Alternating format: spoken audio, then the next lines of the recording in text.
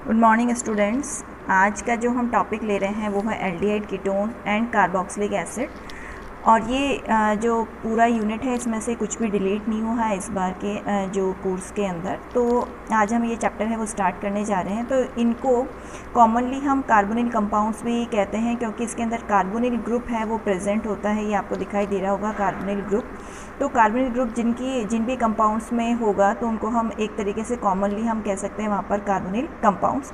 अब कैसे एल्डिहाइड के अंदर जैसे एल्डिहाइड के लिए हम लिखते हैं CHO, तो CHO में यहाँ पर ये C डबल बॉन्ड O यहाँ पर दिखाई दे रहा है। उसी तरीके से कीटोन के अंदर C डबल बॉन्ड O। अब एल्डिहाइड और कीटोन में मेन डिफरेंस क्या है? एल्डिहाइड के यहाँ पर ये हमेशा टर्मिनल मतलब जो चेन है उसके हमेशा लास्ट में टर्मिनल पॉइंट्स पे आपको दिखाई देगा, जबकि कीटोन हमेशा चेन के मिड में आपको है वो मिड में या कहीं पर आपको दोनों तरफ उसके अंदर एल्काइल ग्रुप है नज़र आएंगे, जबकि एल्डिहाइड के अंदर सिर्फ एक ही तरफ है वहाँ पर एल्काइल ग्रुप है वो प्रेजेंट होगा। उसी तरीके से कार्बोक्सिलिक ग्रुप के अंदर भी यहाँ पर C double bond O group दिखाई दे रहा है, इस वजह से इसको भी हम कार्बोनिल कंपाउंड्स है वो उसमें कंसिडर किया जाता है। अब इसके अलावा और कौन से कंपाउंड्स हो सकते हैं? तो उसके अंदर से यहाँ पर इसके अंदर COCl जिसको अगर X की जगह हम Cl ले लें तो यहाँ पर एसाइल क्लोराइड इसको कहेंगे, और इसके अंदर भी हमको यहाँ पर कार्बोनिल जो ग्रुप है वो नज़र आ रहा है। इसी तरीके से एनहाइड्राइड ये पूरा ग्रुप हो गया। इसके अंदर आपको कार्बोनिल जो ग्रुप है C डबल बॉन्ड O दिखाई दे रहे हैं, तो ये भी कार्बोनिल कंपाउंड्स की कैटेगरी में आएगा। अब अगर इसके यहाँ पर अगर हम देखें कि एरोमेटिक कंपाउंड्स कौन कौन से हो सकते हैं, तो वहाँ पर भी जहाँ पर भी एल्डिहाइड आपको दिखाई दे या कीटोनिक ग्रुप बेंजीन के साथ में दिखाई दे, तो वो सारे जो कंपाउंड्स है वो सारे के सारे यहाँ पर जो कार्बोनिल कंपाउंड्स में ही कंसिडर किया जाएगा। Carbonyl compounds plus aromatic compounds में आपको देखना है कि C डबल बॉन्ड O तो होना ही चाहिए, पर उसके साथ में वहाँ पर बेंजीन रिंग है वो भी प्रेजेंट अगर होगा तो उसको हम वहाँ पर जो एरोमेटिक है वो कंसिडर करेंगे। एरोमेटिक कार्बोनिल कंपाउंड्स हैं उनको कहा जाएगा। अब इसके बाद में हम स्टार्ट करते हैं यहाँ पर nomenclature and structure of carbonyl group. तो सबसे पहले नॉमेनक्लेचर के अंदर हम देख रहे हैं एल्डिहाइड एंड कीटोन का नॉमेनक्लेचर के लिए अगर हम देखें यहाँ पर तो इसके अंदर CH3CHO से हम स्टार्ट कर रहे हैं। तो इसका जो कॉमन नेम है दैट इज़ एसिटल्डिहाइड। तो ये कॉमन नेम्स जो स्टार्टिंग के अंदर जो नाम दिए गए थे उनको ही कहा जाता है, जो IUPAC से थोड़ा डिफरेंट है। स्टार्टिंग में जो भी नाम इनके लिए रखे गए थे तो ये नाम भी आपको याद करने हैं, क्योंकि काफ़ी बार कॉम्पिटिटिव एग्ज़ाम्स के अंदर या मतलब नॉर्मल एग्ज़ाम्स के अंदर भी आपसे इन नामों से भी पूछा जा सकता है, इसलिए आपको पता होना चाहिए। जैसे CH3CHO को एसिटल्डिहाइड कहा जाएगा तो क्योंकि CHO को हम एल्डिहाइड बोलते हैं और CH3 को इसके साथ में कंबाइन कर एसिटल्डिहाइड नाम है वो दिया गया। फिर उसी तरीके से बेंजीन के साथ में अगर CHO ग्रुप अटैच है तो उसको कहेंगे बेंजल्डिहाइड। उसके बाद में यहाँ पर ये कोई कंपाउंड हम ले लेते हैं, तो यहाँ पर CHO ये ग्रुप आपको नज़र आ रहा है। तो जो फंक्शन ग्रुप है, फंक्शन ग्रुप के जस्ट नेक्स्ट वाला कार्बन अल्फा कहलाता है, उससे नेक्स्ट वाला बीटा और उसके बाद में गामा। अब बीटा के ऊपर यहाँ पर जो ब्रोमीन ग्रुप है वो अटैच है, पर जब हम उसको यहाँ पर लिखेंगे तो यहाँ पर आपको ब्रोमो है वो लिखना पड़ेगा। तो बीटा ब्रोमो, क्योंकि यहाँ पर नंबर ऑफ कार्बन है वो 4 हो जाएंगे, 1 2 3 4। तो यहाँ पर ब्यूटाइल जैसे ब्यूटाइल उसको बोलते हैं, उसके साथ में एल्डिहाइड अगर अटैच कर दे तो ब्यूटाइल एल्डिहाइड इसके साथ में इसको कंबाइन करके लिखा जाएगा। तो नेम हो जाएगा बीटा ब्रोमो ब्यूटर एल्डिहाइड। उसके बाद में हम अगर एसीटोन्स की अगर हम बात करें तो यहाँ पर सबसे जो कॉमन जो बेसिक जो कंपाउंड है एसीटोन्स के अंदर तो वो CH3CO CH3, इसको नाम दिया गया है एसीटोन। अब एसीटोन को ही आगे लिखा जाएगा अदर, जैसे ये वाला चलो अभी इसके बाद में नेक्स्ट दूसरा ले लेते हैं, एरोमेटिक जो दे रखा है यहाँ पर। तो यहाँ पर CO ग्रुप बीच में दिखाई दे रहा है, एक तरफ एल्काइल है और एक तरफ यहाँ पर बेंजीन ग्रुप है वो, या हम कह सकते हैं फिनाइल ग्रुप है वो अटैच है। तो इसका जो कॉमन नेम जो है वो है एसीटोफिनॉन कहा जाएगा। इस पूरे ग्रुप को एसीटो लिख दिया और फिर बाद में इसके साथ में ऑन है वो जोड़ दिया, अटैच कर दिया, तो ये बन जाएगा एसीटोफिनॉन। उसी तरीके से यहाँ पर ये वाला जो बेंजीन ग्रुप है इसको अलग या फिनाइल ग्रुप, इसको अलग किया गया और उसके बाद में यहाँ पर 1 2 3 हैं, तो इसको कॉमन नेम जो दिया गया है वो है प्रोपियो और उसके बाद में फिनॉन, इसको नाम दिया गया है प्रोपियोफिनॉन। 1 2 3, इस वजह से यहाँ पर प्रॉप वर्ड यूज़ किया गया है, तो उसको लिखा गया प्रोपियो, उसके बाद में इसके अंदर जो सफिक्स है वो ऐड किया गया है ऑन, तो बन गया प्रोपियोफिनॉन। इसी तरीके से यहाँ पर ये हो गया हमारा कार्बोनिल ग्रुप। अब इसके दोनों तरफ यहाँ पर फिनाइल है, तो इसको लिखा गया है बेंजोफिनॉन। एक रिंग को पहले बोला जा रहा है और एक के साथ में ऑन सफिक्स है वो ऐड किया जा रहा है, तो इसका नेम हो गया यहाँ पर बेंजोफिनॉन। ये सारे कॉमन नेम हैं, इनमें से आपको ये नाम है वो थोड़े बहुत याद होने चाहिए क्योंकि कॉम्पिटिटिव एग्जाम्स के पॉइंट ऑफ व्यू से इम्पॉर्टेंट हो सकते हैं। उसके बाद में हम आ जाते हैं यहाँ पर IUPAC नॉमेनक्लेचर पर। IUPAC नॉमेनक्लेचर के अंदर सबसे फर्स्ट एग्जांपल जैसे अगर हम लेते हैं CH3CHO, जिसका कॉमन नेम था एसिटल्डिहाइड। अगर इसका हमें IUPAC नेम अगर डिस्कस करना हो तो CHO के लिए जो सफिक्स हम यूज़ करते हैं वो आता है अल। अब यहाँ पर टोटल नंबर ऑफ कार्बन अगर देखें तो वो 2 हैं, तो इथेन के यहाँ पर अगर हम इथेन लिखते हैं प्लस अल करते हैं तो यहाँ पर ई के आगे अगर ए आ रहा है या AEIOU अगर आ रहे होते हैं तो ई को हम क्या कर देते हैं वहाँ पर ड्रॉप कर देते हैं और उसके साथ में मिल जाएगा और बन जाएगा एथेनल। अब इसी तरीके से अगर नेक्स्ट ये कंपाउंड लेते हैं यहाँ पर, तो ये तो मेरा हो गया फंक्शन ग्रुप। फंक्शन ग्रुप से जस्ट वहाँ से नंबरिंग है वो स्टार्ट हम करेंगे और क्योंकि CHO के अंदर भी कार्बन आ रहा है तो उसको भी हम नंबर देंगे वहाँ पर। तो 1 2 3 4 5 6 एंड 7।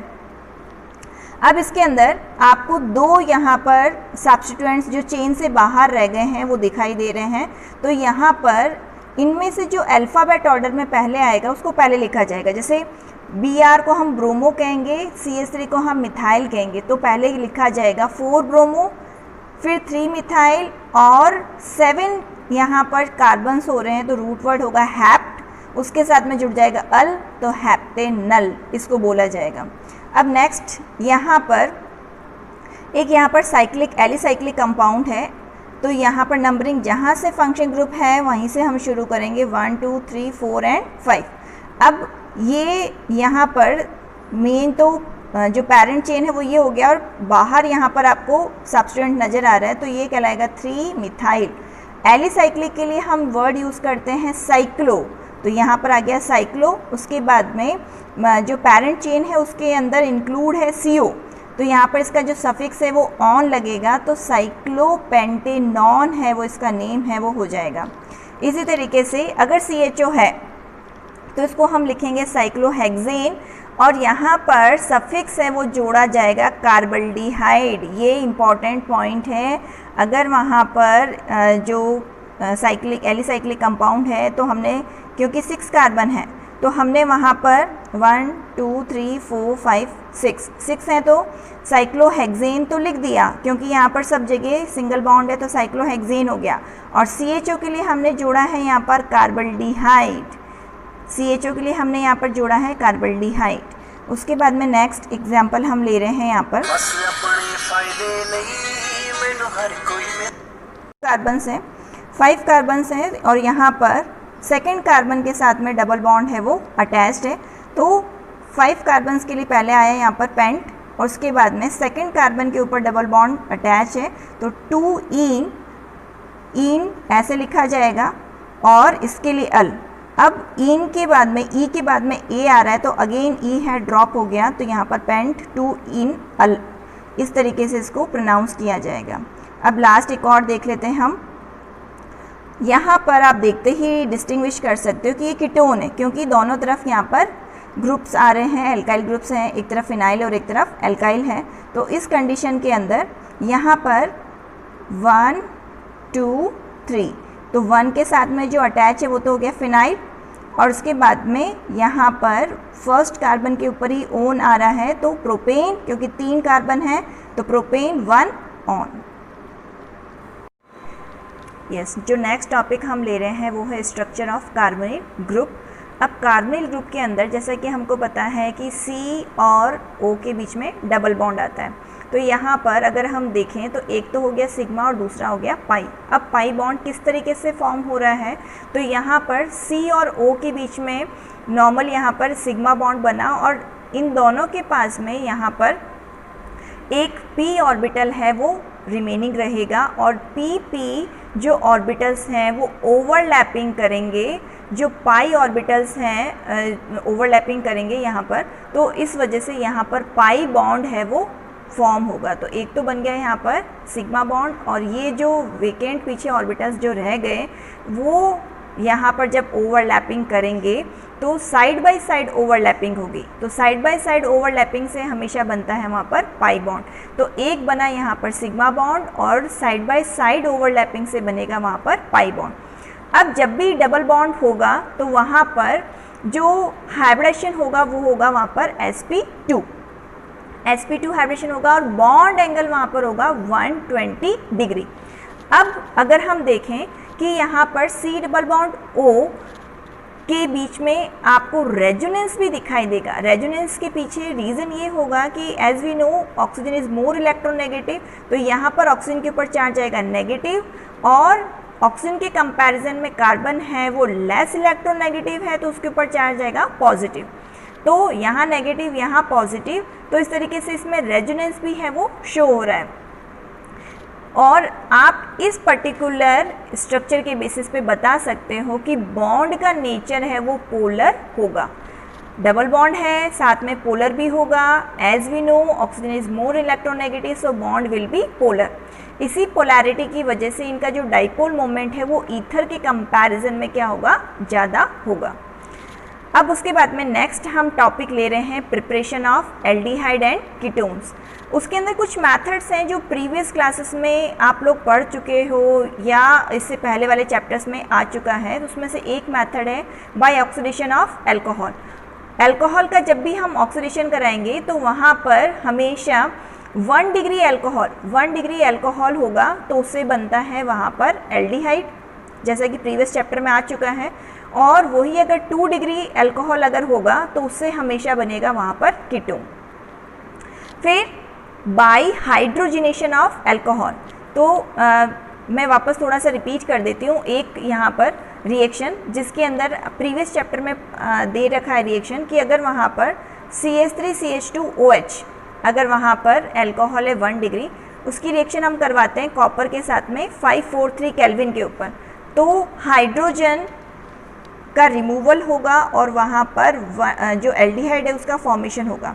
तो यहाँ पर इस तरीके से एक H यहाँ से रिमूव हुआ और इन दो में से एक H और रिमूव होगा तो पीछे बचा CH3, एक H रहा CH और O, तो मिलकर बना वहाँ पर CH3CHO। तो इस तरीके से एल्डिहाइड यहाँ पर सिंथेसाइज हो जाएगा। उसी तरीके से अगर 2 डिग्री अल्कोहल होगा तो कीटोन है वो सिंथेसाइज होगा। उसके बाद में आता है फ्रॉम हाइड्रोकार्बन्स। अब ये वाला मेथड है हमने 11th में डिस्कस किया था by ozonolysis of alkenes. Alkenes की अगर हम ओजोन के साथ में रिएक्शन करवाते हैं तो मैं इसको इस तरीके से आपको समझा देती हूँ वापस। जैसे फॉर एग्जांपल मैंने लिया यहाँ पर ethene CH2 double bond CH2 plus O3 मतलब ओजोन। तो यहाँ पर करना कुछ नहीं है, सबसे पहले आप लोग क्या करोगे, डबल बॉन्ड हटा दिए इस तरीके से और ओजोन को हमने इस तरीके से हट लाइक स्ट्रक्चर में सेट कर दिया। क्योंकि 3 एटम्स हैं ओजोन के अंदर तो मुझे ऐसा हट लाइक, जैसे बचपन में बनाते थे ना हट लाइक स्ट्रक्चर, तो वैसा ही बनाना है। हट लाइक स्ट्रक्चर बना दिया, 3 एटम्स मैंने इसके बीच में सेट कर दिए, डबल बॉन्ड्स हटा दिए। अब नेक्स्ट वाले स्टेप में मेरे को इसको Y की शेप में कट करना है और नेक्स्ट रिएक्शन होगा in presence of Zn and H2O। अब यहाँ पर जैसे ही मैंने Y की शेप में कट किया तो मैं अगर इस चीज़ को हाइड कर दूँ, यहाँ पर इस चीज़ को हाइड कर दूँ तो मुझे दिखाई दे रहा है CH2O, तो मैंने लिखा CH2O। अगर मैं इसको हाइड कर दूँ तो यहाँ पर भी दिखाई दे रहा है CH2O, तो मैंने वापस लिख दिया CH2O और ये जो O है इस Zn के साथ में मिलकर एलिमिनेट हो जाएगा। अब ये CH2O क्या चीज़ है, ये है HCHO। HCHO को जिसको हम शॉर्ट में क्या लिखते हैं, CH2O भी लिख सकते हैं। और अगर इसका IUPAC नेम देखें तो बन जाएगा मैथेनल कॉमन नेम देखें तो फॉर्मल्डिहाइड है वो इसको कहा जाता है। तो इस तरीके से आप और भी यहाँ पर जैसे कीटोन है वो भी सिंथेसाइज कर सकते हो, या अदर जो एल्डिहाइड्स है वो भी इस मेथड के थ्रू है वो सिंथेसाइज कर सकते हो। एक और एग्जांपल हम ले लेते हैं जैसे CH3 ये। तो अब यहाँ पर इसकी रिएक्शन हमने O3 के साथ में कराई, तो अगेन अब क्या करोगे आप लोग, सबसे पहले डबल बॉन्ड्स हटा दिए और 3 एटम्स को जहाँ से डबल बॉन्ड हटा रहे हैं सिर्फ वहीं पर सेट करना है। जिनके बीच में डबल बॉन्ड है ओजोन के 3 एटम्स भी वहीं पर सेट किए जाएंगे और उसको फिर वाई की शेप में कट करना है। अब मैंने यहाँ से हाइड किया इसको, तो यहाँ से आपको नज़र आ रहा होगा CH3CHO CH3CHO, और इधर से हाइड किया तो भी आ रहा है CH3CHO। तो यहाँ पर बन गया IUPAC name ethanal, common name acetaldehyde. तो इस तरीके से हम ओजोनोलाइसिस, इस मेथड को हम कहते हैं ओजोनोलाइसिस, जिसके थ्रू हम सिंथेसाइज कर सकते हैं यहाँ पर एल्डिहाइड कीटोन्स सिंथेसाइज कर सकते हैं। होमवर्क एक मैं आपको क्वेश्चन दे रही हूँ जो आपको खुद करना है, ये वाला आप खुद करोगे, आप ट्राई करना इसका क्या आउटपुट आएगा, क्या रिजल्ट आएगा। उसके बाद में इस नेक्स्ट टॉपिक है प्रिपरेशन ऑफ एल्डिहाइड, और फर्स्ट रिएक्शन है वो है नेम रिएक्शन, रोजेनमूड रिएक्शन। और इस रिएक्शन के अंदर हम जो प्रिपरेशन करवाएंगे वो करवाएंगे फ्रॉम एसाइल क्लोराइड, या फिर जिसको हम एसिड क्लोराइड भी कह सकते हैं, और इसका जो सिंबल है वो हो जाएगा COCl।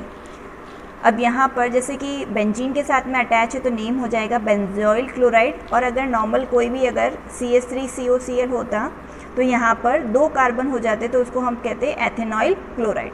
अब इसकी रिएक्शन हम करवाएंगे हाइड्रोजन के साथ में in presence of palladium and BaSO4। Palladium यहाँ पर कैटलिस्ट का काम करेगा, जबकि BaSO4 है वो यहाँ पर कैटालाइटिक पॉइजन का काम करेगा, जो रिएक्शन को आगे रिड्यूस होने से, आगे फर्दर रिएक्शन होने से उसको प्रिवेंट करेगा, रोक देगा उस रिएक्शन को वहाँ पर जैसे ही एल्डिहाइड सिंथेसाइज होगा। अब यहाँ पर 2 हाइड्रोजन्स हैं, तो 2 हाइड्रोजन में से एक हाइड्रोजन Cl के साथ में मिलकर HCl है वो सिंथेसाइज कर लेगा, और एक H है वो CO के साथ में मिलकर यहाँ पर एल्डिहाइड के फॉर्म के अंदर आ जाएगा।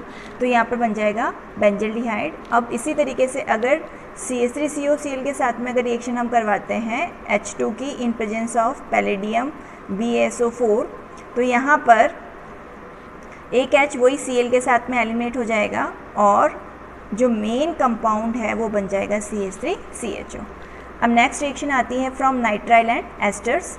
नाइट्राइल और एस्टर्स के थ्रू जो हम एल्डिहाइड सिंथेसाइज करवा सकते हैं, उस रिएक्शन का जो नेम है वो है स्टीफन रिएक्शन। अब स्टीफन रिएक्शन के अंदर यहाँ पर जो हम रिएक्टेंट जो काम में लेंगे वो होगा स्टेनस क्लोराइड, और उसके साथ में प्रेजेंट होगा एसिडिक मीडियम प्रोवाइड करने के लिए हाइड्रोक्लोरिक एसिड, जिसको हम HCl बोलते हैं, हाइड्रोक्लोरिक एसिड। तो अब इस रिएक्शन के अंदर नाइट्राइल के साथ में SnCl2 प्लस HCl, क्योंकि यहाँ पर एसिडिक मीडियम है तो यहाँ पर हाइड्रोजन है वो रिलीज़ होंगे, और ये जो हाइड्रोजन है वो Cn के साथ में मिलकर, Cn के बीच में हमें पता है कि भी ट्रिपल बॉन्ड होता है, तो एक पाई बॉन्ड ब्रेक होगा और 2 सिग्मा बॉन्ड सिंथेसाइज होंगे। तो एक H इधर आ गया और एक H इधर आ गया, 2 हाइड्रोजन इसमें ऐड हो गए।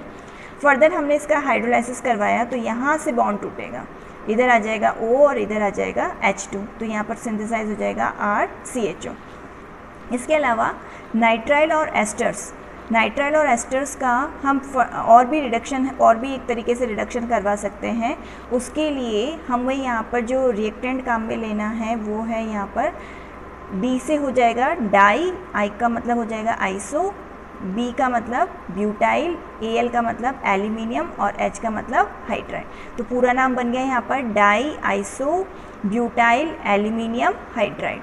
इसकी प्रेजेंस की इसके साथ भी हम रिएक्शन करवा कर यहाँ पर डायरेक्ट जो नाइट्राइल है उसको एल्डिहाइड में कन्वर्ट कर सकते हैं।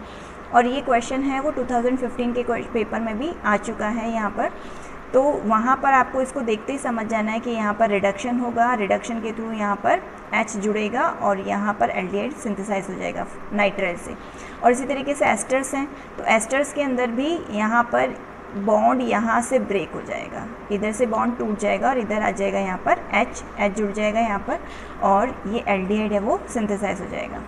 अब यहाँ पर अगर हमें हाइड्रोकार्बन्स के थ्रू बनाना है, वो भी मतलब अगर हम एरोमेटिक एल्डिहाइड अगर सिंथेसाइज करवाना चाहते हैं तो उसमें जो पहला रिएक्शन है तो हम ऑक्सीडेशन करवाएंगे वहाँ पर मिथाइल बेंजीन, या जिसको हम टॉलीन के नाम से भी जानते हैं, उसका ऑक्सीडेशन अगर हम करवाएंगे तो हम यहाँ पर बेंजल्डिहाइड है वो सिंथेसाइज कर सकते हैं। उसमें पहला जो सब मेथड है वो है क्रोमिल क्लोराइड। अब क्रोमिल क्लोराइड का जो फॉर्मूला होता है वो होता है CrO2Cl2, क्रोमिल क्लोराइड जिसका जो नेम है, और फॉर्मूला होगा CrO2Cl2। अब इसकी रिएक्शन अगर हम टॉलीन के साथ में अगर हम रिएक्शन कराते हैं और सॉल्वेंट होगा यहाँ पर CH2, तो यहाँ पर एक बीच में इंटरमीडिएट बनेगा क्रोमियम कॉम्प्लेक्स। अब यहाँ पर इसको याद रखने के लिए आप क्या करोगे कि भाई C के साथ में 3 हाइड्रोजन अटैच है, एक H तो इसके साथ ही है और 2 H इस O के साथ में यहाँ पर हमने ऐड करके, यहाँ पर भी 2 ऑक्सीजन है तो एक O के साथ में हाइड्रोजन हमने अटैच करके अंदर लिख दिया, तो यहाँ पर 2 H ब्रैकेट के अंदर हमने इस तरीके से लिख दिए। तो इस तरीके से कंपाउंड बन जाएगा, इंटरमीडिएट है, परमानेंट नहीं है, इंटरमीडिएट है। और फर्दर ये भी क्या होगा, आगे रिएक्शन होगा, आगे हाइड्रोलाइज्ड हो जाएगा, तो यहाँ पर ये कन्वर्ट हो जाएगा बेंजल्डिहाइड के अंदर। तो यहाँ पर वापस आप सुन लो कि भाई 3 हाइड्रोजन थे, उसमें से 2 एक ऑक्सीजन के साथ में मिलकर OH की फॉर्म में अंदर चले गए ब्रैकेट के अंदर, और एक बाहर रह गया, और फिर बॉन्ड यहाँ से टूटा तो यहाँ पर हाइड्रोलाइसिस हुआ और उसके थ्रू बन गया यहाँ पर बेंजल्डिहाइड। इस रिएक्शन को हम कहते हैं Etard reaction. Again name reaction है, इस वजह से इम्पॉर्टेंट है। उसके बाद में नेक्स्ट हम आ जाते हैं by side chain chlorination. Side chain chlorination, toluene से ही रिएक्शन हम करवाएंगे, टॉलीन से रिएक्शन कराएंगे। साइड चेन क्लोरीनेशन तभी हो सकता है जब यहाँ पर सब्स्टिट्यूशन होगा। सब्स्टिट्यूशन के लिए हम यहाँ पर यूज़ करेंगे Cl2, वो भी सनलाइट की प्रेजेंस में, तो सब्स्टिट्यूशन होगा, हाइड्रोजन हटेगा, हाइड्रोजन की जगह वहाँ पर Cl आएगा। हमने यहाँ पर 2 हाइड्रोजन यहाँ पर रिप्लेस करवाए हैं बाई क्लोरीन। अब 2 क्यों करवाए, क्योंकि CHO के अंदर एक ही H होता है, इस वजह से 2 H हटा दिए, 2 की जगह 2 Cl आ गए। अब ये 2 Cl भी हमको नहीं चाहिए, हमने यहाँ पर हाइड्रोलाइसिस करवाया, तो यहाँ पर O, यहाँ पर रह गया H2, तो CHO यहाँ पर रह गया और 2 HCl है वो यहाँ पर एलिमिनेट है वो हो जाएंगे। तो इस तरीके से हमने पहले तो करवाया यहाँ पर क्लोरीनेशन, क्लोरीनेशन के बाद में करवाया यहाँ पर हाइड्रोलाइसिस। और CH बेंजीन के साथ में जब भी CH जुड़ा होता है तो उसको हम कहते हैं बेंजल बोला जाएगा, और ये Cl2 है तो इस वजह से क्लोराइड। वही अगर CH2 होता बेंजीन के साथ में तो उसको बोलते बेंजाइल, ये आप ध्यान रखिएगा, हेलो एल्केन्स में भी आया था। यहाँ पर CH था इस वजह से हमने इसको कहा बेंजल। उसके बाद में नेक्स्ट आता है by Gattermann coach reaction. Again name reaction है, जितने भी नेम रिएक्शंस आ रही हैं आपको बहुत ध्यान रखना है, क्योंकि एग्ज़ाम में नेम रिएक्शन से बेस्ड कन्वर्जन आ सकते हैं, डायरेक्ट नेम रिएक्शन आपसे पूछा जा सकता है, तो आपको नेम रिएक्शन पे स्पेशल फोकस है वो रखना पड़ेगा। अब गाटरमान कोच रिएक्शन को फॉर्माइलेशन भी बोल सकते हैं। फॉर्माइलेशन के ड्यूरिंग CHO ग्रुप जनरेट होगा। कैसे होगा, बेंजीन के साथ में रिएक्शन कराएंगे CO और HCl की इन प्रेजेंस ऑफ एनहाइड्रस। अब एनहाइड्रस का मतलब क्या है, जिसमें बिल्कुल भी वाटर है या मॉइस्चर है वो नहीं होना चाहिए। एनहाइड्रस AlCl3 मतलब एल्यूमिनियम क्लोराइड या फिर कॉपर क्लोराइड हम ले सकते हैं यहाँ पर। अब यहाँ पर इन दोनों की रिएक्शन से जनरेट होगा CHO, फॉर्माइल ग्रुप जनरेट होगा और वो इसको रिप्लेस कर देगा बेंजीन के एक H को और उसकी जगह आ जाएगा CHO। अब जैसे ही इसने एक H को रिप्लेस किया, वो H और ये Cl आपस में मिलकर HCl बनाकर बाई प्रोडक्ट की फॉर्म में एलिमिनेट हो जाएंगे। फिर नेक्स्ट आता है प्रिपरेशन ऑफ कीटोन्स। उसमें सबसे पहला मेथड है acyl chloride. Acyl chloride aldehyde में भी पहले था, कीटोन में भी वापस रिपीट हो रहा है। अब इसके अंदर इसकी रिएक्शन कैसे करवाएंगे, एसाइल क्लोराइड का कहाँ यूज़ होगा, तो उसके लिए हम पहले ग्रिग्नार्ड रिएजेंट लेंगे। ग्रिग्नार्ड रिएजेंट के साथ में हम कैडमियम क्लोराइड की रिएक्शन है वो करवाएंगे। तो कैडमियम क्लोराइड की जैसे ही हमने रिएक्शन करवाई वहाँ पर, तो वहाँ पर बन जाएगा डाई एल्काइल। R2 का मतलब डाई हो गया, R का मतलब एल्काइल हो गया और CD मतलब कैडमियम, तो बन गया डाई एल्काइल कैडमियम। और ये आगे फर्दर यूज़ होगा COCl के साथ में, मतलब डायरेक्ट हम COCl के साथ में कैडमियम क्लोराइड नहीं करवाकर हम पहले इससे डाई अल्काइल कैडमियम बनाएंगे और इस डाई अल्काइल कैडमियम की रिएक्शन होगी यहाँ पर एसाइल क्लोराइड के साथ में। अब ध्यान देने वाली बात है, रिएक्शन हमने बैलेंस किया क्योंकि यहाँ पर 2 आ रहे हैं, यहाँ पर भी हमने आगे 2 लगा दिया। अब जो Cl है वो कैडमियम के साथ में मिलकर वापस बना लेगा कैडमियम क्लोराइड और Cl की जगह ये यहाँ पर आ जाएगा R की फॉर्म में, तो यहाँ पर बन जाएगा कीटोन और यहाँ पर कैडमियम क्लोराइड जो हमने स्टार्टिंग में लिया था वापस जनरेट हो जाएगा। तो ये रिएक्शन थी फ्रॉम एसाइल क्लोराइड। फिर नेक्स्ट आता है फ्रॉम नाइट्राइल। नाइट्राइल के लिए मैं आपको एक बार समझा देती हूँ कॉपी के अंदर। जैसे मैंने लिया यहाँ पर RCN, C और N के बीच में आता है ट्रिपल बॉन्ड, मैंने इसको ओपन जो स्ट्रक्चर है वो लिखा है यहाँ पर, C और N के बीच में ट्रिपल बॉन्ड। अब हमको पता है कि भाई carbon is less electronegative than nitrogen, तो नाइट्रोजन के ऊपर चार्ज आएगा नेगेटिव, पार्शियल नेगेटिव, इसके ऊपर चार्ज आएगा पार्शियल पॉजिटिव। ग्रिग्नार्ड रिएजेंट का फॉर्मूला, जनरल फार्मूला RMgX मैंने लिख दिया। अब मुझे पता है कि मैग्नीशियम मेटल है तो उसके ऊपर तो चार्ज पॉजिटिव आना ही है और इसके साथ में जो अटैच होगा एल्काइल ग्रुप उसके ऊपर नेगेटिव। अब कुछ नहीं करना है, सिंपल आपको शिफ्टिंग करनी है, रीशिफ्टिंग करनी है। जो नेगेटिव है नेगेटिव के पास में पॉजिटिव जाएगा, पॉजिटिव के पास में नेगेटिव जाएगा। तो यहाँ पर एक पाई बॉन्ड टूटेगा और 2 नए सिग्मा बॉन्ड्स बनेंगे। इसके पास पॉजिटिव था तो पॉजिटिव के पास में कौन जाएगा, नेगेटिव। अब चाहे तो आप ऊपर लिख सकते हो इसको R को, चाहे नीचे लिख सकते हो, ये हो गया। फिर ये नेगेटिव, नेगेटिव के पास में कौन जाएगा, पॉजिटिव, तो ये हो गया पॉजिटिव। फिर हमने करवाया हाइड्रोलाइसिस H3O+, तो यहाँ से हाइड्रोलाइसिस करवाया, इधर O रह गया और इधर H2, तो कंपाउंड बना C double bond O R dash, N के साथ में जुड़ गया NH2 MgX। तो इस तरीके से यहाँ पर ये कीटोन है वो सिंथेसाइज हो गया। अब उसके बाद में लास्ट मेथड आता है फ्रॉम बेंजीन और we can say substituted benzene. इसका हम करवाएंगे यहाँ पर एसाइलेशन। एसाइलेशन जब हम करवाएंगे तो इसको एक नाम और भी है, आपने 11वीं में भी पढ़ा था, फ्रिडल क्राफ्ट एसाइलेशन रिएक्शन। अब इसके अंदर AR मतलब फिनाइल भी आ सकता है और RCOCl भी आ सकता है। एक H हटेगा और उसकी जगह यहाँ पर आ जाएगा CO, R ग्रुप है वो अटैच हो जाएगा और ये रिएक्शन होगी in presence of aluminium chloride, और वो भी होना चाहिए एनहाइड्रस, मतलब उसमें बिल्कुल भी मॉइस्चर है वो प्रेजेंट नहीं होना चाहिए। इस नेक्स्ट टॉपिक है एल्डिहाइड्स का, जो एल्डिहाइड और कीटोन्स का केमिकल रिएक्शन। केमिकल रिएक्शंस के अंदर जो फर्स्ट टाइप जो हम पढ़ रहे हैं that is nucleophilic addition reaction. अब न्यूक्लियोफिलिक का मतलब हो गया नेगेटिवली चार्ज। एडिशन रिएक्शन कौन देते हैं, जिनके बीच में वहाँ पर या तो डबल बॉन्ड प्रेजेंट हो या फिर ट्रिपल बॉन्ड प्रेजेंट होगा, तो वो एडिशन रिएक्शन देंगे। तो हमें पता है यहाँ पर C और O के बीच में डबल बॉन्ड आ रहा है, यहाँ पर कार्बन के ऊपर पॉजिटिव चार्ज, ऑक्सीजन के ऊपर नेगेटिव चार्ज। क्यों, क्योंकि ऑक्सीजन है वो ज़्यादा इलेक्ट्रोनेगेटिव है तो ये नेगेटिव चार्ज अटेन करेगा और कार्बन लेस इलेक्ट्रोनेगेटिव है तो उसके ऊपर आएगा पॉजिटिव चार्ज। अब इसमें देखना है कि भाई न्यूक्लियोफाइल कहाँ जाएगा। न्यूक्लियोफाइल खुद नेगेटिव है तो नेगेटिव कहाँ जाएगा, पॉजिटिव के पास में। तो कार्बन के पास में तो जाएगा वहाँ पर न्यूक्लियोफाइल और ऑक्सीजन के पास में जो भी पॉजिटिवली चार्ज स्पीसीज होगी वो जाएगी ऑक्सीजन के पास में। तो यहाँ पर फॉर एग्जांपल जैसे सबसे पहले न्यूक्लियोफाइल का अटैक हुआ तो NU अटैच हो गया। अब O के ऊपर नेगेटिव चार्ज है तो यहाँ पर जैसे जो प्रोटोन है वो इसके साथ में अटैक होकर बना लेगा, इस तरीके से O के साथ में जुड़ गया प्रोटोन, तो ये बन जाएगा हमारा एडिशन प्रोडक्ट। अब इसके अंदर हमें ये चीज़ भी पता होनी चाहिए क्योंकि बहुत बार बोर्ड्स के अंदर पूछा गया है रिएक्टिविटी के ऊपर बेस्ड क्वेश्चन। तो एल्डिहाइड और कीटोन में से ज़्यादा रिएक्टिव कौन सा होगा, तो एल्डिहाइड्स हैं वो ज़्यादा रिएक्टिव होते हैं। ज़्यादा रिएक्टिव होने के पीछे रीज़न ये है, 2 ही रीज़न इसमें देखे गए हैं। सबसे पहला रीज़न तो है वो है वहाँ पर स्टेरिक हिंड्रेंस वाला मेथड और रीज़न, और दूसरा है वहाँ पर इलेक्ट्रॉनिक रीज़न।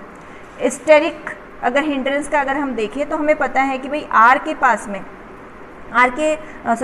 के पास में एक तरफ ही एल्काइल ग्रुप है और एक तरफ छोटा सा हाइड्रोजन है वो अटैच है, जबकि कीटोन के अंदर दोनों साइड वहाँ पर क्या होंगे, आर ग्रुप है, और हम कह सकते हैं कि दोनों तरफ वहाँ पर एल्काइल ग्रुप है वो प्रेजेंट होंगे। तो इस वजह से स्टेरिक हिंड्रेंस इसमें क्या होगी, ज़्यादा होगी। ये आर जितने ज़्यादा बल्कि होंगे, जितने ज़्यादा बड़े होंगे, उतना वहाँ पर न्यूक्लियोफाइल को यहाँ पर जो कार्बन को अप्रोच करने में दिक्कत आएगी। तो इस वजह से कीटोन है वो लेस रिएक्टिव हो जाएंगे। सेकेंड रीज़न यहाँ पर इलेक्ट्रॉनिकली अगर हम देखें तो यहाँ पर अगर कीटोन है तो कीटोन के पास में 2 एल्काइल ग्रुप हैं, तो वहाँ पर दोनों एल्काइल ग्रुप की जो टेंडेंसी है वो इलेक्ट्रॉन गिविंग है, दोनों ही प्लस आई इफेक्ट शो करते हैं। इस वजह से यहाँ इस कार्बन के पास में क्या हो जाएगा कि इलेक्ट्रॉन डेंसिटी बढ़ जाएगी। इलेक्ट्रॉन डेंसिटी बढ़ जाएगी तो वो न्यूक्लियोफाइल को इतना इजीली अपनी तरफ अट्रैक्ट है वो नहीं कर पाएगा, या न्यूक्लियोफाइल